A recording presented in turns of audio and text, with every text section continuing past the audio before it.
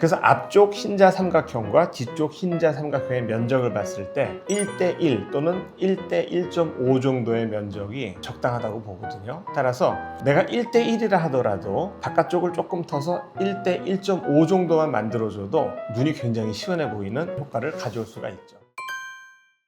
여러분 안녕하세요. 오킴스 K성형외과 김홍석 원장입니다. 오늘은 뒤트임 수술에 대해서 자료 사진과 함께 설명을 드릴 겁니다. 그 전에 먼저 뒤트임이 어떤 수술인가에 대해서 제가 설명을 드리겠습니다. 눈 앞쪽 삼각형을 내안각이라고 그러고 바깥쪽 삼각형 꼭지점을 외안각이라고 합니다. 뒤쪽에 외안각은 막혀 있는 게 없어요. 외안각을 더 넓혀주는 수술, 이것을 뒤트임, 외안각 성형수술 이렇게 이야기합니다. 그러면 앞트임은 이렇게 덮여 있는 걸 열어주면 되지만 뒤트임은 덮여 있는 게 없잖아요. 외안각을 터서 새로운 외안각을 만들어주는 수술이기 때문에 1시간 가까이 걸리는 복잡한 수술입니다. 오늘 우리 최혜정 간호사님을 모시고 나온 이유는 뒤트임 수술을 했기 때문이죠. 왜 뒤트임 수술을 하게 됐는지 그 고민을 한번 얘기해 볼까요? 오른쪽 눈이 살짝 올라가 있는 눈이라서 원장님이랑 상담을 받게 되었는데요. 밸런스가 맞을 것 같다고 하셔서 뒤트임 수술을 하게 되었습니다.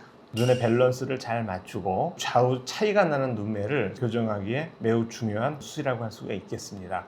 만족하셨습니까? 네, 되게 시원해 보이고 사진 찍을 때도 눈이 좀 더 커 보이니까 만족감이 더 큰 것 같아요. 자료 화면을 보시겠습니다. 이쁜 눈이에요. 그러나 우측 눈이 조금 더 올라가 보이죠. 외안각이 조금 더 날카로워서 밸런스를 맞추는 수술을 한 거죠. 이게 수술 후의 모습입니다. 확실히 오른쪽 눈매가 조금 더 내려가서 올라간 느낌이 적어졌죠? 네네. 7일째실을 뽑았는데 약간 부어있고 좀 빨간 모습은 있지만 많이 부어있지 않죠? 뒤트임을 많이 한다고 무조건 눈이 크고 시원해지는 것은 절대 아니죠. 이 동공이 얼만큼 보이느냐가 굉장히 중요합니다. 동공도 작은 사람이 있어요. 그런 경우에 뒤트임을 좀 과하게 하면 동공이 작게 다 떠 보이거든요. 그러면 삼백안처럼 보일 수 있기 때문에 이런 경우 굉장히 조심해서 접근을 해야 됩니다. 그리고 또 하나 중요한 것은 흔히 밑트임이라는 것도 많이 하는데 뒤트임을 잘 해줘도 약간의 밑트임 효과가 동시에 나타납니다. 뒤트임 수술은 이 외안각을 밑으로 좀 내리면서 확장을 시키는 거기 때문에 동시에 동공의 하단도 살짝 내려가서 조금 더 노출이 되는 경향이 있거든요.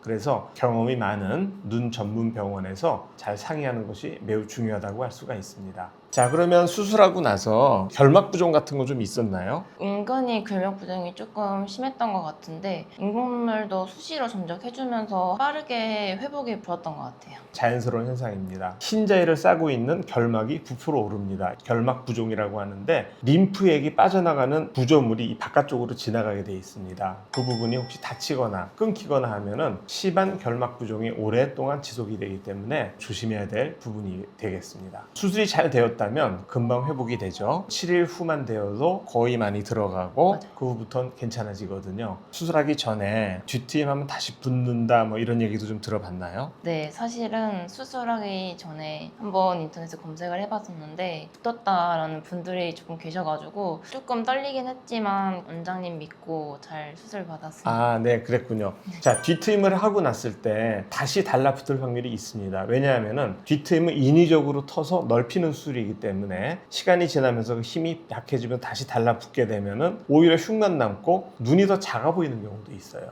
디귿자로 이렇게 된 사람들도 가끔 보잖아요. 그죠? 그런 경우 좀 너무 과하게 터지고 자연스럽지 않죠. 다시 달라붙지 않게 하기 위해서는 골막 고정이 굉장히 중요합니다. 새롭게 생기는 외안각이 잘 유지되는 것, 그리고 다시 붙지 않게 하는 것, 이것이 매우 중요하다고 할 수가 있겠습니다.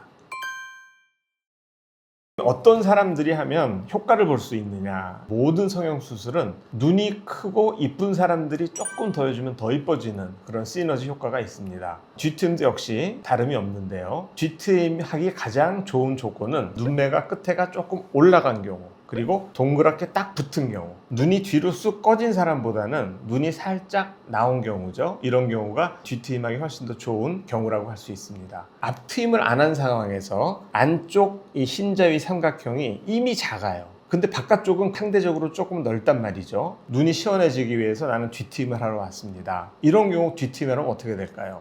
바깥쪽 흰자의 삼각형만 더 넓어지고 상대적으로 앞쪽에 있는 흰자의 삼각형은 더 작아지면서 눈이 안으로 몰려 보이겠죠. 이렇게 마치 사시처럼 보일 수가 있습니다. 그래서 이런 경우는 뒷트임을 하기 전에 앞트임을 먼저 해야 된다. 그래서 앞쪽 흰자 삼각형과 뒤쪽 흰자 삼각형의 면적을 봤을 때 1대1 또는 1대1.5 정도의 면적이 적당하다고 보거든요. 따라서 내가 1대1이라 하더라도 바깥쪽을 조금 터서 1대1.5 정도만 만들어줘도 눈이 굉장히 시원해 보이는 효과를 가져올 수가 있죠. 우리 최효정 간호사 같은 경우도 사실은 작은 눈이 아니었습니다. 조금 더 시원하게 보이는 이유가 바로 이런 밸런스를 잘 조정했기 때문입니다. 그럼 내가 과연 뒤트임하기 적합한 눈인가 매우 궁금하시죠? 스스로 한번 체크해보는 방법을 제가 알려드리겠습니다. 여기 눈의 뼈를 만져보세요. 손으로 이렇게 넣어서 뼈 톡 튀어나오는데 이렇게 만져보고 뼈가 있는 간격과 외안각과 간격이 얼만큼 있는가를 보는 겁니다. 아마도 눈이 함몰된 사람들은 만져봤을 때 간격이 매우 좁을 것이고 눈이 좀 나온 사람들은 간격이 좀 넓을 것이에요. 그래서 간격이 좁은 것보다는 넓은 경우 효과를 볼 수 있습니다. 또 하나 까만 눈동자의 하단을 하안검이 이렇게 가리고 있는데요. 이렇게 많이 가려진 이런 눈매다. 그렇다면 아주 좋은 효과를 볼 수가 있습니다. 동공의 가림 정도를 한번 확인해서 하안검이 내 동공을 좀 가리고 있다. 그리고 뼈가 조금 여유가 있다. 이런 분들은 뒤트임을 하시면 매우 좋은 결과를 가져올 수 있을 것 같습니다. 우리 최효정 간호사와 함께 뒤트임을 실제로 하고 어땠는지 뒤트임에 대해서 잘 살펴보았습니다. 자, 여러분 궁금한 게 있으시면 밑에 댓글을 달아주시면 제가 자세한 상담을 해드리도록 하겠습니다. 감사합니다.